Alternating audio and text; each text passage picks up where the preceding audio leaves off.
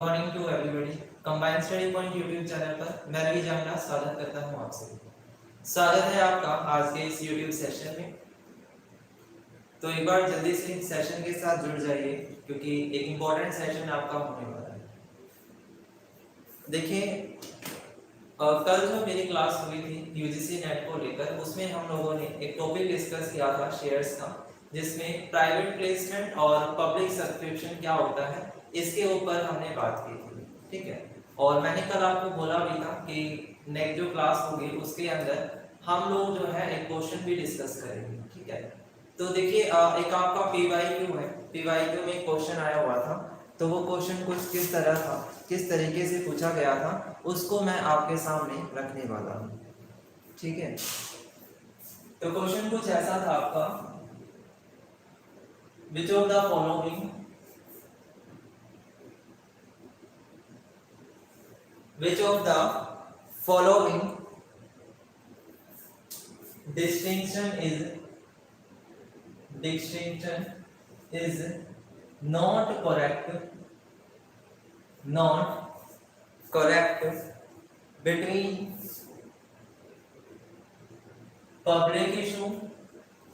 public issue and right issue। ठीक है, यह आपका क्वेश्चन था कि which of the following distinction is not correct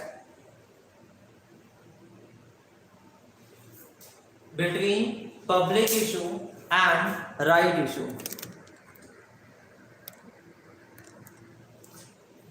ठीक है, एंड स्टेटमेंट आपको दी हुई थी,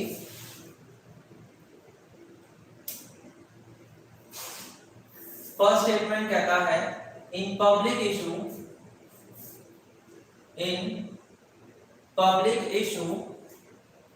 application for share are invited from general public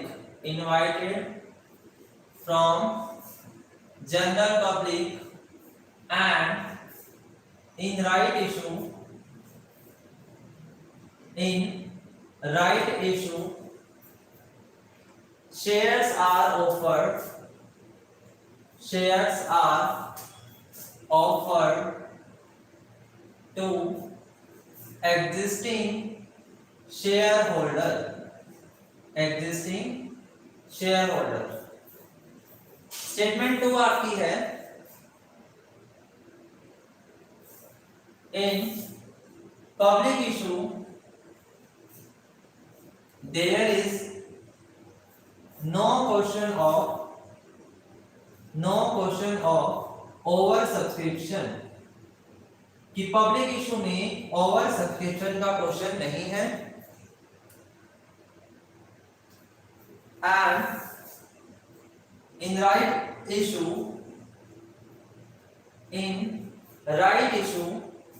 shares may be undersubscribed or oversubscribed। shares may be undersubscribed or oversubscribed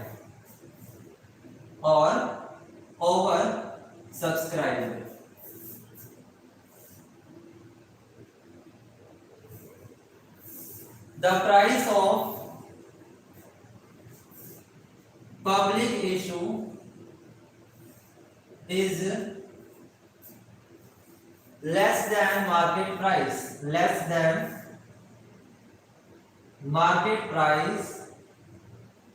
and in right issue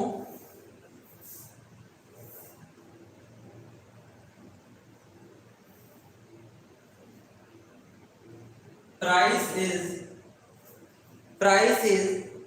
less than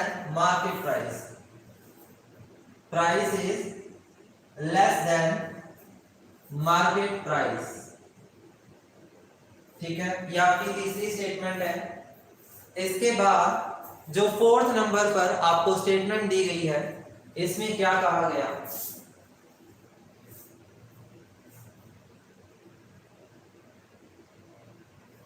in a public issue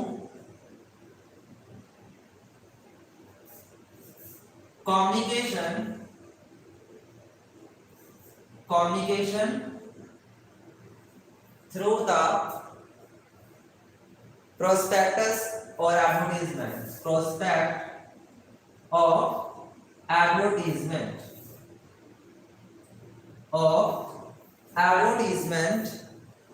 and in right issue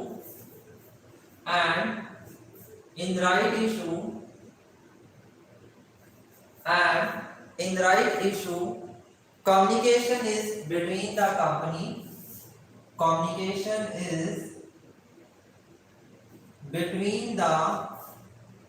company and existing member of the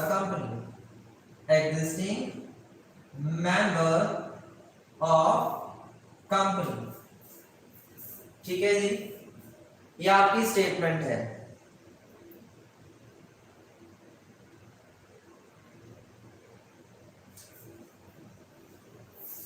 यहाँ पे एक word आएगा deliberately,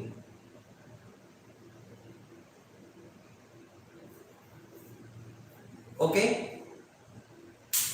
तो ये आपके पास देखो question आया, ठीक है, ये आपका एक पीवाईक्यू का क्वेश्चन है। क्या क्वेश्चन पूछ रहा है कि which of the following distinction is not correct between public issue and right issue. यानी ये कहना चाहता है कि पब्लिक इशू और राइट इशू में से कौन सी स्टेटमेंट करेक्ट नहीं है। देखो यहाँ पे वर्ड नोट करने वाला है, नॉट करेक्ट। नॉट करेक्ट का मतलब क्या है, इनकरेक्ट, समझ आया। नॉट करेक्ट का मतलब क्या होगा, इनकरेक्ट। यानी इसमें से आपको गलत स्टेटमेंट जो है वो फाइंड आउट करनी है, कौन सी स्टेटमेंट है जो गलत है, ठीक है।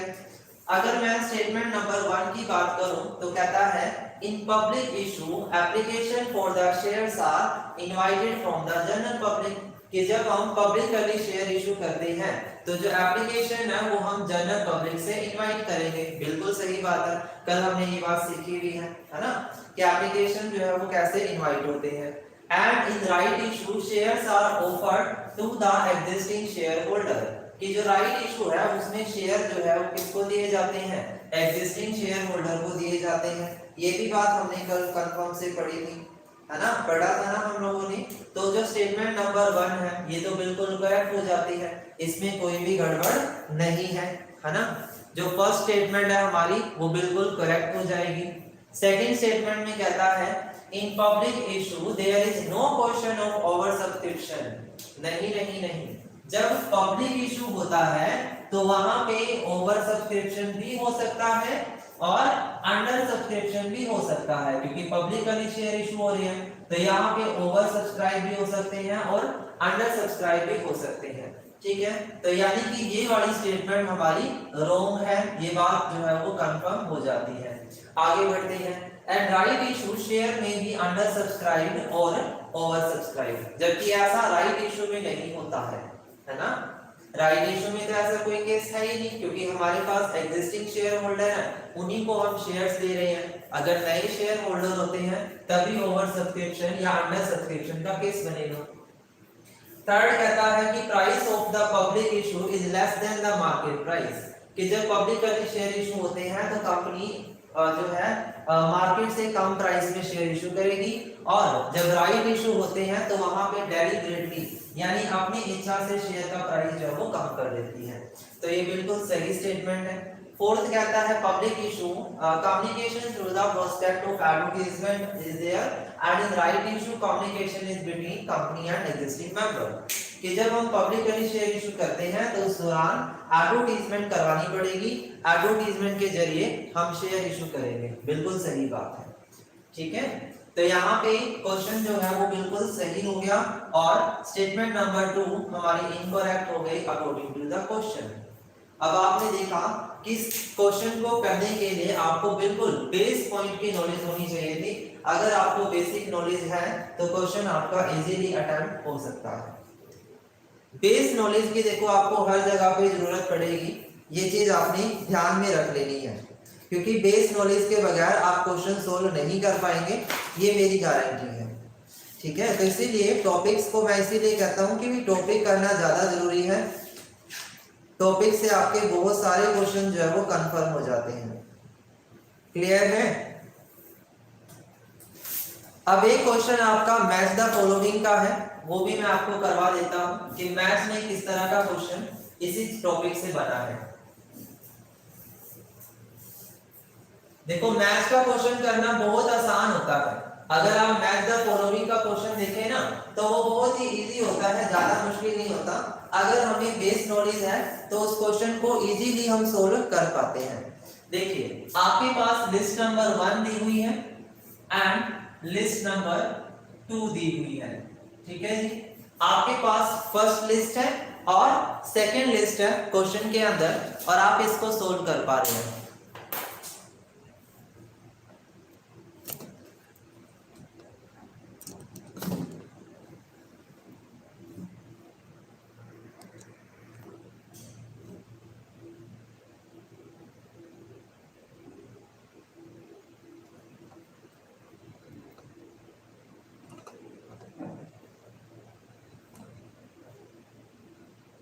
देखिए मैच द फॉलोइंग का ये क्वेश्चन है, तो बेसिकली हमें इसको सोल्व करना है। देखिए कैसे करेंगे। क्वेश्चन दिखाई देना ज्यादा जरूरी है, ठीक है। मैं आपको देखूं या ना देखूं कोई फर्क नहीं पड़ता। आपके पास एक तरफ दिया है बोनस शेयर्स,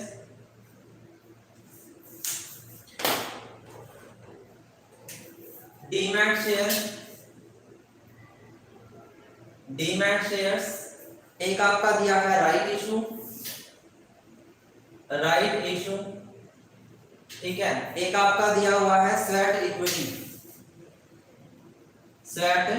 इक्विटी शेयर्स, ठीक है। एंड जो सेकंड नंबर पर है वो आपकी लिस्ट दी हुई है, लिस्ट नंबर 2, उसमें आपको कहा गया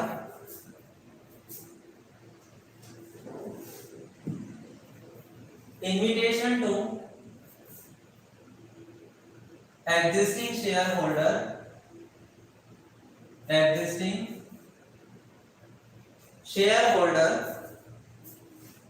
to purchase additional new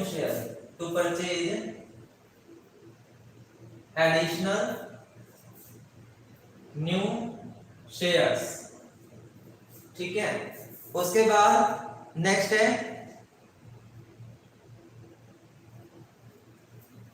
issue is made to existing member free of charge। Third statement दी हुई है share issue to employ or director at discount for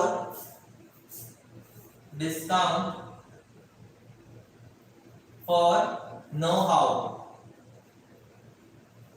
ठीक है। एंड फोर्थ है शेयर्स इन इलेक्ट्रॉनिक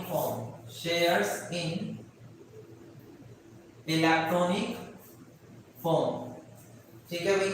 अब आपके पास ऑप्शन भी दिए हुए हैं। देखो ऑप्शंस के साथ खेलना बहुत आना चाहिए भाई। पेपर के अंदर आपको सारी नॉलेज होना जरूरी नहीं है कि भी आपको हर एक पॉइंट के बारे में पता होना जरूरी है कि सारे के सारे पॉइंट आपको पता हो तभी जो है वो क्वेश्चन सॉल्व होएगा, ऐसा कुछ नहीं होता, ठीक है। आपने अगर इसमें से कुछ पॉइंट के बारे में भी पढ़ा हुआ है तो डेफिनेट आप कर पाओगे। जैसे यहाँ पे है A second, B fourth, C1 and D3, ठीक है। A second, B third, C1, D fourth.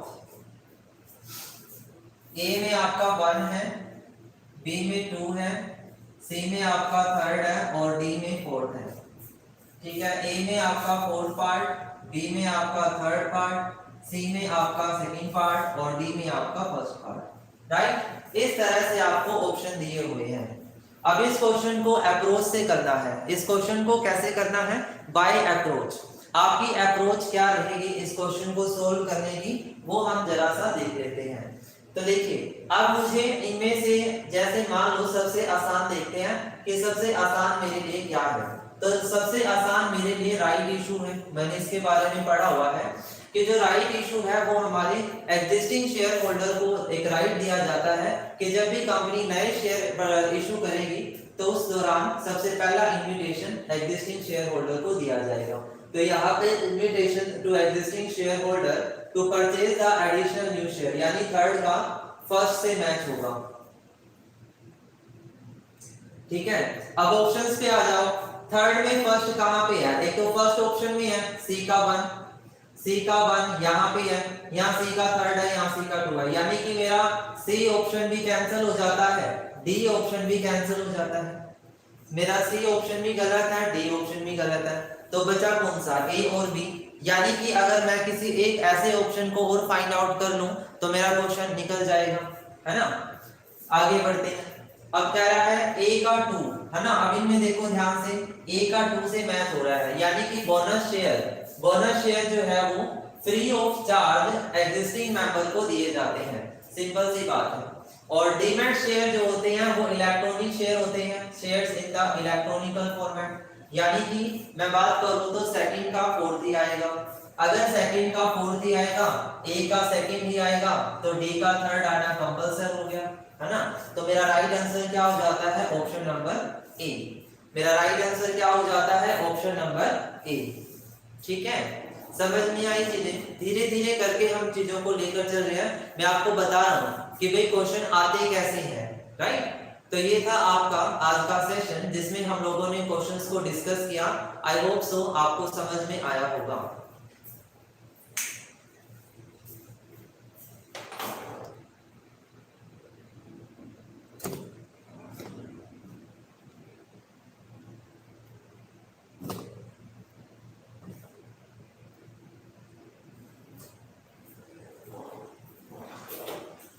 ठीक है बच्चा, आज के लिए इतना ही रखेंगे सेशन।